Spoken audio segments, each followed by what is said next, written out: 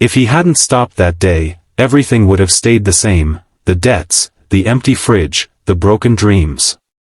But one small act of kindness, a wrench in hand, a leaking water tank, and a woman who seemed just as poor as he was, changed everything forever. Jake Reynolds wiped the grease off his hands with the rag he kept tucked in his back pocket. His garage had been dying for months, barely scraping by, and today, after a long and painful morning fixing a broken-down truck for half of what he was owed, he was driving back home, tired and frustrated. The late afternoon sun beat down on the old, cracked road winding through the farmlands. His old pickup truck rattled with every pothole. As he slowed down to take a curve, he noticed a woman standing by a battered wooden gate, waving frantically. Something inside Jake told him to keep driving. He had problems of his own, but he hit the brakes anyway. The woman ran up to the truck, breathless. Her clothes were simple and faded, her hands rough with work. "Sir, I'm sorry to trouble you, my water tank, it's leaking badly. I don't know who else to ask. Can you help?"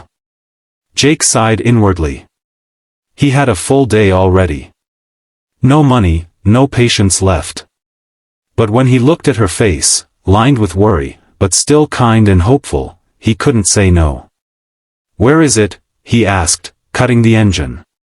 She smiled in relief and led him down a narrow dirt path to a small wooden house that looked like it had seen better days decades ago. Behind it stood a rusted, elevated water tank, water trickling steadily from a crack along its side. Jake studied it. The fix wasn't complicated, but he knew she'd need a proper sealant, a welding torch maybe, tools he carried in his truck, tools he'd bought on credit he still hadn't paid off. "I can patch it up for you," Jake said, rolling up his sleeves. "It won't be perfect, but it'll hold for a while." The woman nodded gratefully. Thank you so much." She hesitated, twisting her hands together. "I don't have much to pay you.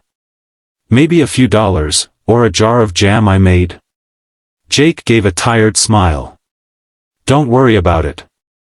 Just happy to help."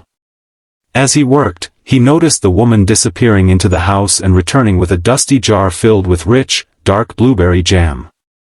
She set it gently on a crate near him. "My mama's recipe," she said. "Best you'll ever taste." Jake finished the patch, wiped his brow, and stood back, admiring his work.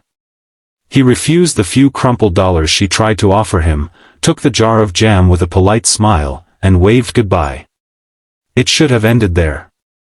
Just another good deed done. A small moment. Forgotten by morning. But fate had bigger plans. Later that night, Jake sat at his small kitchen table, spooning the jam onto a piece of stale bread. The flavor exploded in his mouth, rich, sweet, and perfectly tart. It was, hands down, the best thing he had tasted in months. He stared at the jar, puzzled. He couldn't help but wonder, how could someone living in such poverty create something so perfect? The next morning, Jake's phone rang. He almost didn't answer it, bill collectors, probably, but something made him pick up. "Is this Jake Reynolds?"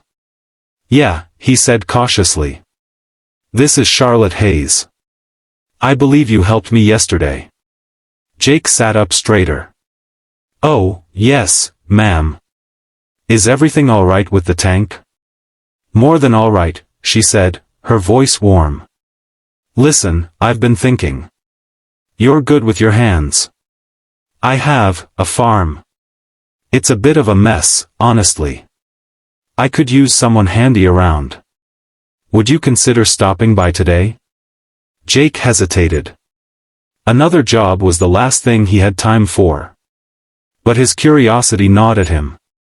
"All right," he agreed. "I'll swing by this afternoon." When he arrived, he almost drove past it. The dirt path beyond her modest house opened up into a breathtaking expanse, row after row of lush blueberry bushes, stretching farther than the eye could see. Jake blinked, stunned. "I thought." He started, but Charlotte laughed, a rich, genuine sound. "You thought I was poor," she finished for him, her eyes twinkling. I don't blame you. I live simply by choice. Money doesn't mean much when you've lost the people you love. Jake listened as she told her story. Charlotte had inherited the farm after her parents' deaths, but grief had paralyzed her. The workers left. The land, once thriving, began to wither. She had lived alone, trying to hold on to the last memories she had, letting the property fall into near ruin around her.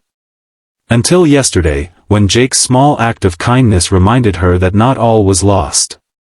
I think it's time to rebuild, she said quietly. And I need help. Would you stay on? Work with me? Jake hesitated. His garage was all he knew. But it was dying. And here, standing in the middle of endless fields under a vast blue sky, he felt something he hadn't felt in a long time, hope. I'll stay, he said. For as long as you'll have me. The weeks turned into months. Jake and Charlotte worked side by side, repairing broken irrigation lines, restoring abandoned tractors, clearing out the fields. Slowly, life returned to the farm. Jake found himself smiling more, sleeping better.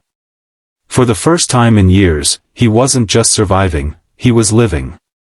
One evening, as the sun dipped low and painted the fields in golden hues, Charlotte handed Jake a small envelope. He opened it and stared. A check, with more zeros than he'd ever seen.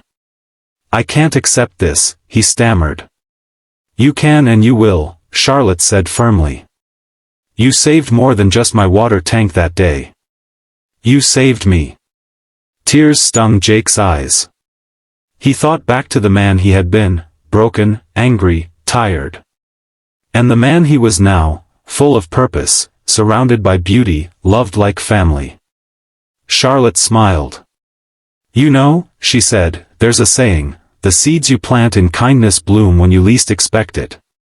Jake looked out over the fields, the fruit heavy on the bushes, the sky wide and endless above. He had planted a seed that day. And it had grown into something more beautiful than he ever could have imagined.